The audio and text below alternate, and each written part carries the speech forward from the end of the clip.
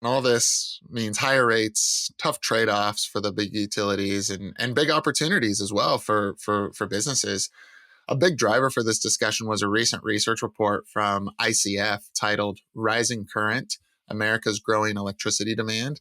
And interestingly, load growth projections have continually been updated, really to increase those projections as the market dynamics continue to evolve. We've seen this over the past several years where there was original projections, those need to be updated, updated again. So we'll see if these projections hold for a while or if they need to be updated here in the next several months or over the next couple of years. But to your point, an 80% increase over the next 25 years is staggering. 25% just in the next 5 years alone is absolutely shocking.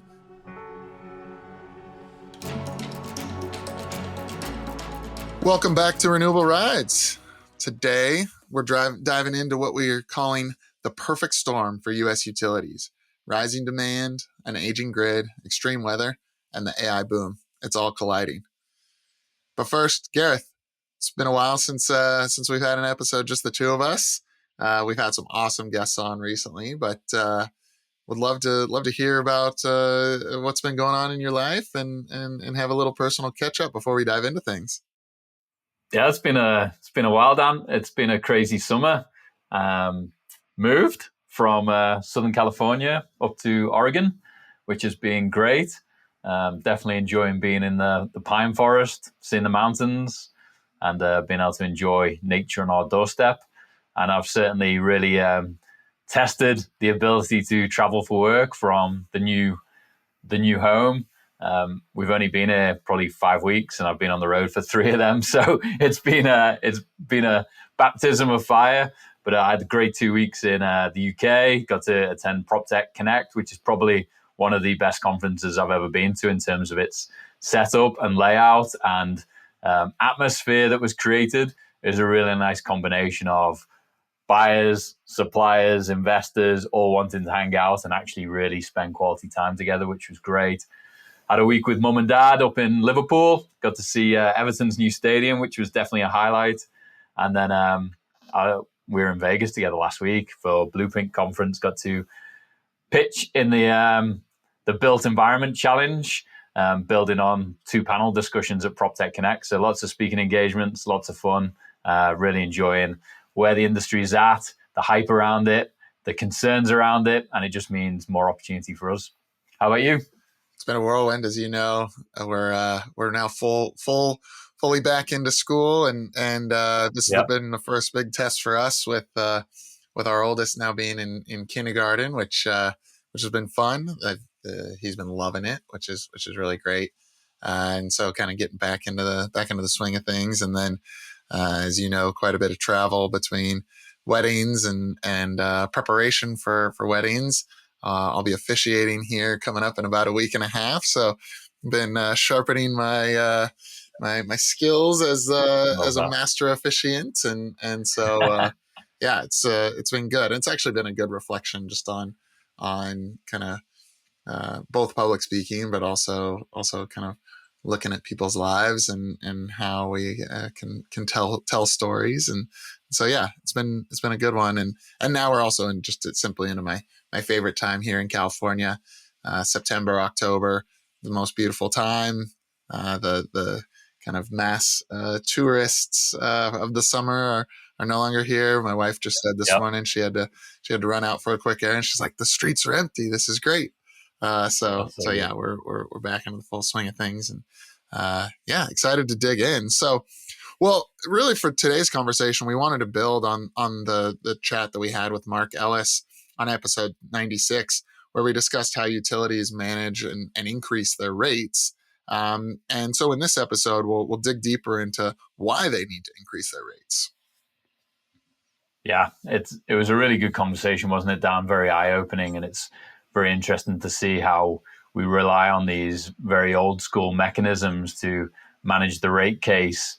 And I love that Mark had new and fresh ideas around how we actually embrace that. But the reason for why we do have rate increases is, after 2 decades of flat demand here in the US in particular, but globally, this is what I've seen at PropTech Connect. We're seeing massive utility projection increases. So by 2030 in the US, 25% increase, and nearly 80% by 2050 are the projections. And that's definitely the biggest growth curve since World War II. And for context, it took us 117 years to build the grid that we use today since Thomas Edison's Pearl Street station. And now we're projecting to try and double that in the next 25 years. So this is no small feat. Yeah, and all this means higher rates, tough trade-offs for the big utilities, and big opportunities as well for businesses. A big driver for this discussion was a recent research report from ICF titled Rising Current, America's Growing Electricity Demand. And interestingly, load growth projections have continually been updated, really to increase those projections as the market dynamics continue to evolve. We've seen this over the past several years where there was original projections, those need to be updated again. So we'll see if these projections hold for a while or if they need to be updated here in the next several months or over the next couple of years. But to your point, an 80% increase over the next 25 years is staggering. 25% just in the next 5 years alone is absolutely shocking. So Gareth, I mean, demand was flat for 20 years. What's driving this new surge? Yeah, well, three keywords: AI, data centers, and electrification. And I think some of the standout stats in Northern Virginia, they're hosting alone over 200 data centers, which is actually crazy to think about, that these things are popping up on our doorsteps. And this has happened just in the last few years. So that's 1/3 of the world's total. Dominion Energy has contracts for 40 gigawatts of new load, nearly double what they had a year ago. And I think it's a really fascinating time. It'll be interesting to see whether data centers continue to proliferate at the speed and size that they have, or whether the theories around smaller, more distributed data centers plays out, which may impact the load growth curves and projections. But nevertheless, what's happened just in the last few years is incredible. And while Northern Virginia has been kind of the pioneer, this is the epicenter of the data center world. I think Texas is the new frontier. ERCOT projects that peak demand could hit 218 gigawatts by 2031, up from today's record of 85 gigawatts. That's absolutely staggering. And nearly 78 gigawatts of that growth is just data centers alone. So while Dominion in Northern Virginia has 40 gigawatts of new load contracted, we're looking at double that in Texas. Yeah. And traditionally, these actually haven't been flexible loads. Data centers and crypto mines, I think crypto is also a massive growth engine. They typically need to be always on. I think there's some really interesting innovation around this. And I think some of the leaders are starting to consider how they can allow these loads to be more flexible. But nevertheless, up until now, they've typically been base load requirements running 24/7. And that's why utilities are really under pressure and scrambling to double these capacity additions to meet these demands, because they can't manage time of use rates and peak demand, like they have been with other industries where they can work with them to control when they buy and consume energy. This is like big consumption all the time. And to put it into context for our listeners, it's like building a California-sized grid every few years for the next several years, which, as we know, California's got massive load centers, and as a result, due to the transmission and distribution, and some of the challenges that Mark Ellis highlighted with the rate cases and how utilities make money, has been driving up a lot of our costs. So, all right, well, let's start to connect the dots here. How does this demand start to translate into higher bills for businesses and household consumers alike? Yeah, there's three primary ways. So first is just wholesale pressure. As the demand for this energy goes up, people are then competing to sell that energy into the grid, and generators, the people generating the energy, can bid in at a higher price because they know that the capacity is so constrained that if they have the ability to provide energy, they can charge more for it. Next is the capacity market. So in PJM, as an example, capacity auctions went from 9 billion to 16 billion in just 2 years. And so customers will see 30% higher bills in some cases as a result of these capacity auctions. And the last, and I think probably the most important, because what we traditionally have seen is the cost of generating energy has continued to come down because we are using more and more renewables and less reliance on consumable products like fuels and gases. But the grid is obviously under the biggest stress. It's aging, it's vulnerable, it needs to be hardened, it needs to be upgraded. And so this is where we're seeing the most rate increases as a result, is trying to maintain both the transmission and the distribution sides of the grid. And as we know, all these costs are not just going to be absorbed by the utilities, they're just simply passed through. Because we are all ratepayers in the eyes of the utilities, not consumers, but ratepayers.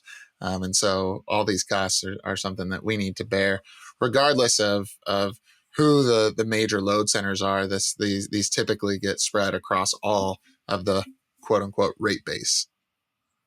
Yeah, it's really important, isn't it? And I think to just build on both a cost and a potential reliability concern is what we call reserve margins are shrinking. So this is how much spare available power does the utility have access to.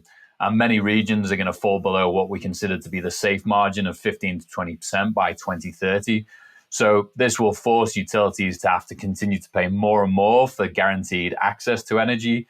Like in California many years ago, we saw a lot of the gas plants shift from being able to sell on an as-needed basis to get these must perform or must be able to meet a required demand from the utility. And so they got paid to be essentially on spinning reserve 24/7. And then the utility could call on them under times of need. But it meant that these gas plant companies who thought that their business was going to go away as renewables started building momentum, they actually went from having to play the market to having these guaranteed capacity events. And I think we're going to see more and more of that. But that just drives up the prices for all of us. Certainly. Well, and so how does that actually translate into real rates? So, I mean, residential rates are forecasted to rise anywhere between 15 and 40% by 2030, potentially doubling by 2050. And commercial industrial rates, while a bit trickier to project because of the different tariffs but just looking at the historic rate increases from the last 20 years and projecting them forward state by state, we're looking at a compound annual growth rate from on conservative estimate side with commercial rates at an average of 19 cents per kilowatt hour nationwide by 2030. So pretty significant growth. And we see that the on-site energy systems penciling where states exceed 15 cents per kilowatt hour based on traditional financial metrics. Now, I will say we are seeing customers that have lower financial thresholds or seeing the bigger picture, longer term thinking here. One customer recently that we've been working with says we just need to hit a 10% IRR. So we want to build the biggest system possible, or better said, we want to reduce as much of our carbon emissions as possible while still making sure that we hit our hurdle of 10% IRR, and that's where we can get the green light from our CFO. Another one that I met with this morning, purely looking at on-site PPA rates.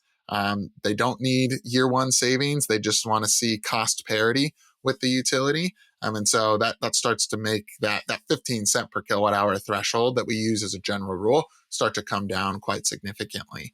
And so really we're seeing the need for these systems continually to or the business case becomes stronger and stronger in states as these rates go up. And again, these companies are being more proactive. And the other, I think, important thing to note is that we talk about the primary driver of rate increases being the delivery of power, so the transmission and distribution, or T&D as some might call it, with on-site systems helping businesses avoid a lot of those T&D costs. So while the need for more generation capacity gets the headlines, much of the transmission and distribution capacity must be upgraded as well to move this power, and that's what's driving these rate cases. So and I do think, Dan, just to build on that residential rate commentary, we're obviously starting to feel the pressure here in the US, but the prices here are like half to almost 2/3 less than what they are in the UK and Europe. And being over there recently, it was kind of shocking to see how much it really impacts people's lives and how they're planning their entire days around when they can get access to energy. So being at my parents' house, they get notifications saying there's over generation of wind right now in the middle of the day. You've got a 2 hour window of free energy essentially. But then the rest of the day, you're getting absolutely smashed to bits. So people are then, planning their lives around being home to vacuum and put on the microwave and, run all of their day-to-day errands. And some households are literally on pay-as-you-go meters. So because they can't afford to necessarily pay a fixed utility rate, they're adding £10 to their meter and they draw down on that until they run out. And then they've got to make a decision, do I go and shop and buy food for the family, or do I, put energy in the meter? And it's crazy to see that that's where it's got to. And I think even at the business level, on the panel I was on, there's several data center companies saying they just cannot get access to energy. So one wanted to run 50 megawatts and they could only access 10 megawatts. So they've got another 40 that's just not able to run right now. And we're able to generate energy in the UK in lots of parts of the country, but it's not where the actual demand is. So you can generate wind all day long off the coast of Scotland, but then you've got to get it to where it's needed, to just build on your point that it's all about actually delivering the power where and when it's needed. I think what you described there is a pretty stark example of real-time pricing and some of that variability. I think we're going to continue to see more and more utilities offering, today, there's many utilities that have time of use rates. So there's kind of much higher pricing in the evening when demand is highest and the cost to produce is highest. But I think we're going to continue to see more and more of that, like of just flat rate pricing. I think we'll start to touch on here in a little bit, but like the demand side flexibility opportunities where you can actually start to react to these price signals. So when the price goes up, you can start to curtail your consumption. When the price goes down, you can actually consume more. And I think businesses will start to develop internal capabilities and processes to respond to these demand signals. And it's amazing how quick the customer persona can adapt to that. Moving from California to Oregon, here it's just flat rates. And it's blowing my mind that I can plug in the EV any time of day. I can turn on the dishwasher any time of day, and it's exactly the same cost. It makes no sense to me at all, because my brain is wired into, between 4 and 9, I'm going to get absolutely crushed based on California rates. And I've got to be smart about it. I've got to do these things in the middle of the night or during the day. So it is very interesting to see, as we build more of that ability at a grid level and distribution level, the actual customer sentiment and the ability to adapt to it. And for businesses to be able to have batteries and flexible loads, it makes a lot of sense, doesn't it? And so let's build on that. Part of the challenge is not just being able to produce all of those electrons in the evening when the demand is high, but it's, again, moving it. And these wires can't carry it. Yeah. Yeah. There's transmission bottlenecks everywhere. And, we've talked about PJM a few times, but they alone have 286 gigawatts of clean energy stuck in interconnection queues. So that's enough to power 45 million homes. But as a developer, it's so hard because you've got this project, you're ready to go, but now you've got to wait 5 years or more to connect. And so at a time when we need the energy, this is the constraint, is we can't actually put it into the infrastructure that we currently rely on. Yeah, and at the distribution level, the local feeders and transformers weren't built for just plopping down a 50 or 500 megawatt data center load all at once. They're kind of built to build into that over time. And so we're seeing some of those challenges, and we've touched on previous episodes some of the challenges within the transformer supply chain, which is exacerbating this problem.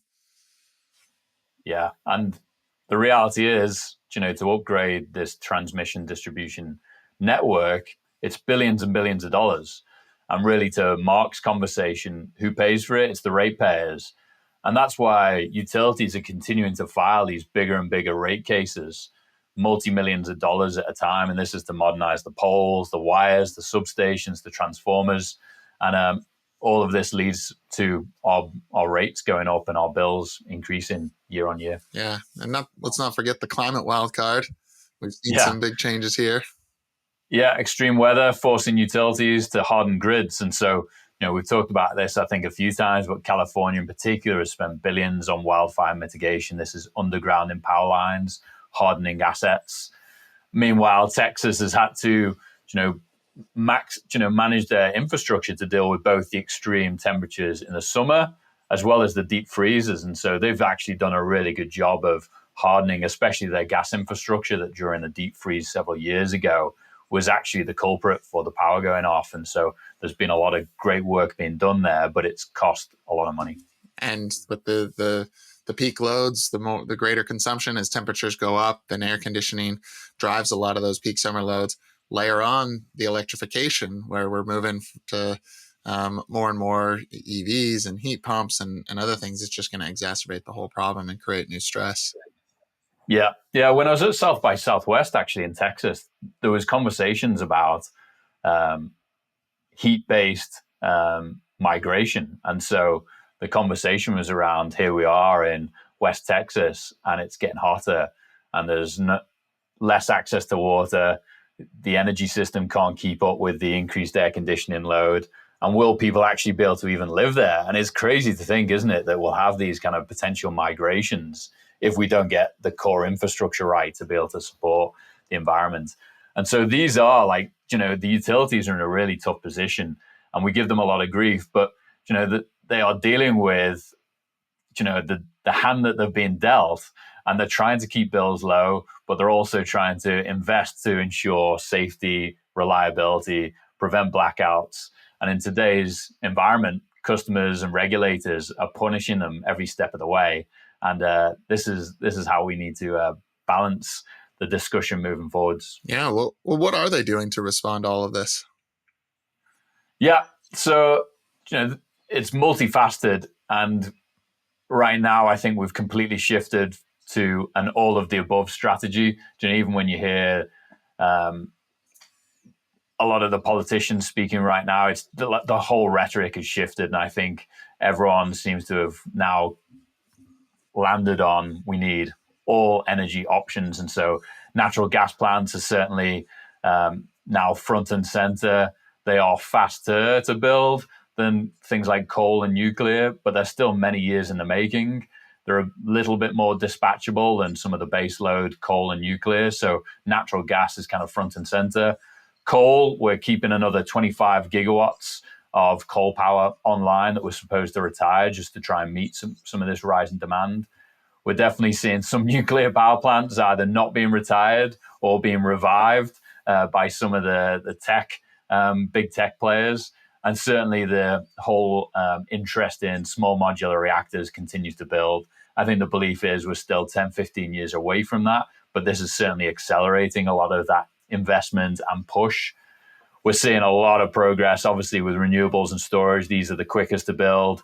And with batteries combined with the renewables, it actually becomes super dispatchable and really reliable energy, which is cheaper and quicker and more agile in its nature.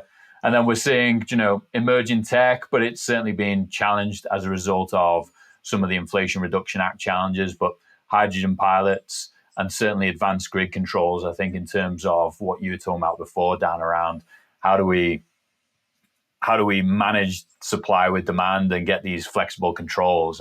For me, that's the most exciting side of this, is how do we use the built environment to generate and store energy, but then also have a very interactive grid that's allowing us to balance and flex it when we need it.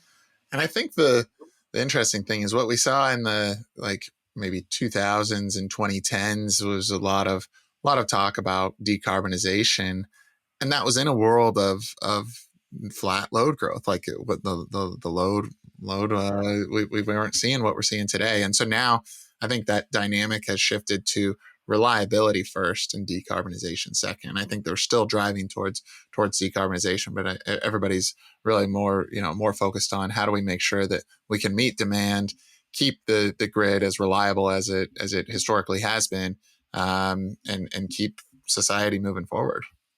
Yeah, and it's not being hidden. It's literally in plain sight. So if you look at Dominion's IRP, it literally said data center load means we're extending our fossil assets and add in gas.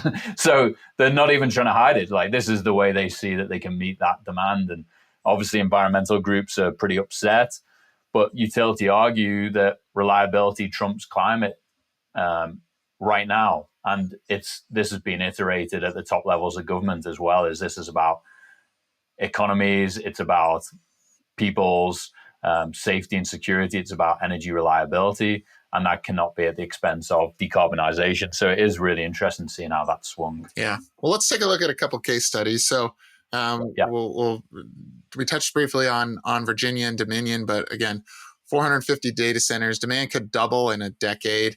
Residential bills projected to rise $37 a month by 2040. And Dominion proposes new rate classes, for hyperscale customers, which I think is a good thing. I mean, we really need the hyperscalers and data centers are coming in, and that cost burden shouldn't necessarily be spread across everybody. In Texas and ERCOT more specifically, peak demand up 150% by 2031. And most new builds in Texas are solar and battery energy storage, despite what regulators want to try to push for exclusively doing it with gas. We're also seeing gas surging. But I think it's an interesting. Anytime I get into a discussion with someone around, renewables are driving costs up, I'm like, let's look at Texas. Texas is a very economically driven microcosm. It's its own grid. It's driven by wholesale pricing, and solar and batteries continue to win out. And it's not because it's the sustainable thing to do or the right thing to do. It's because it's the economic thing to do. And wind, exactly. Yeah, you're right. Right.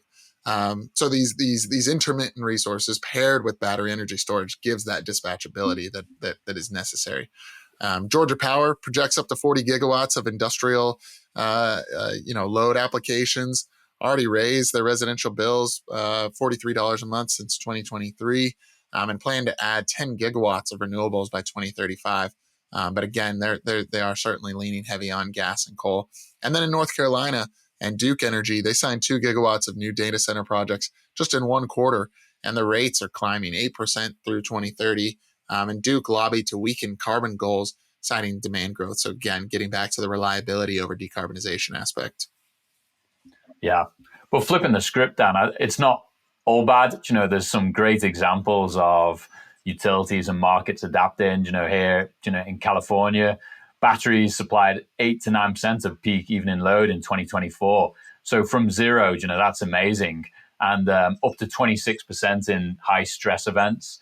And so during July 2024's heat wave, storage and demand response kept the lights on. Otherwise, we'd have faced outages. And virtual power plants. This is a kind of a buzzy word that we've been hearing about, but essentially it's that demand side flexibility and 500 megawatts of aggregated home batteries, which is like the size of a mid-sized gas plant, but really sitting in homes and garages and boiler rooms, if you will, of businesses, is gonna, and we're just gonna see that number grow. That this kind of VPP wave is really in the early stages.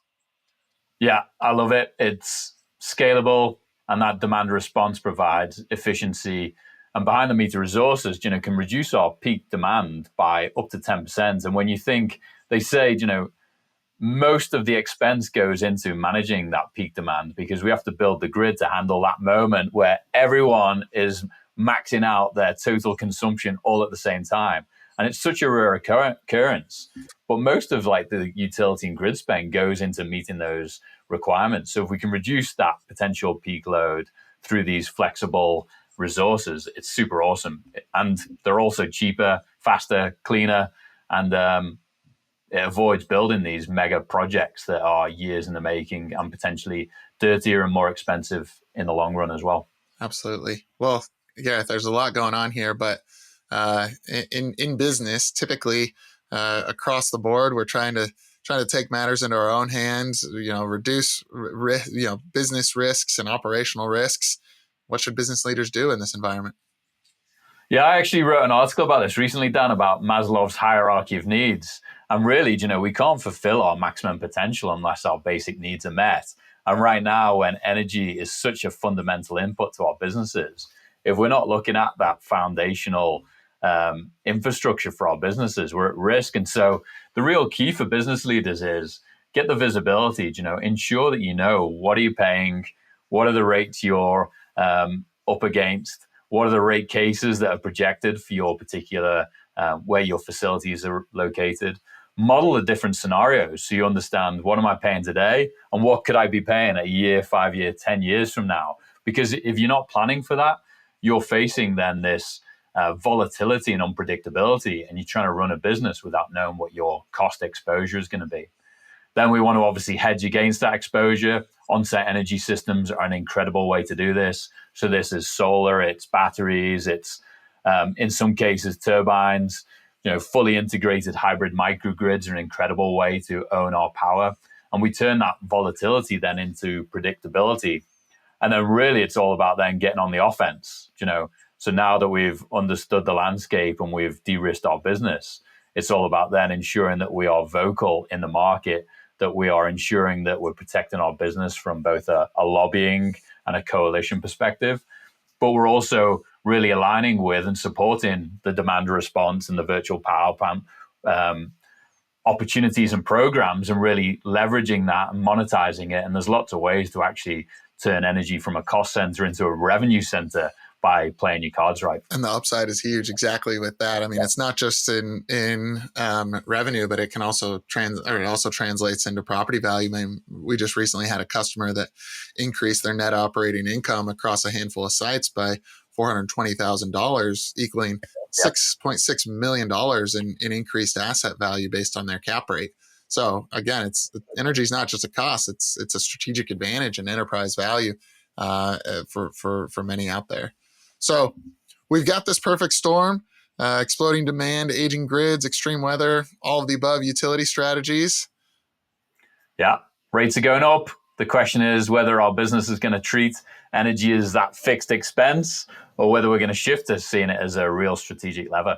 So please, really appreciate everybody tuning in and share this episode with your CFO, COO, real estate leaders, whoever needs to hear this, because the energy environment is shifting rapidly, and the businesses that really take matters into their own hands and control the controllables are going to be the ones that win over the next couple of decades. Yeah, I think the key is, to shift from being a passive consumer where we outsource the most strategic input to our businesses to really actually owning this part of our business operation such that we have control over our own destinies. And then the opportunities are endless. Beautiful. Thanks, Gareth. Good to catch up again. All right. See ya. We receive a lot of questions from business leaders around the world wanting to learn more about the energy transition, what is possible, and where to start. So to help you stay informed and up to date on best practices, opportunities, risks, and success stories, we created an industry newsfeed at VECKTA.com/news with all our podcasts, blogs, and newsletter. Check it out and connect with Dan, myself, and the VECKTA team to learn more. Cheers and have a good one.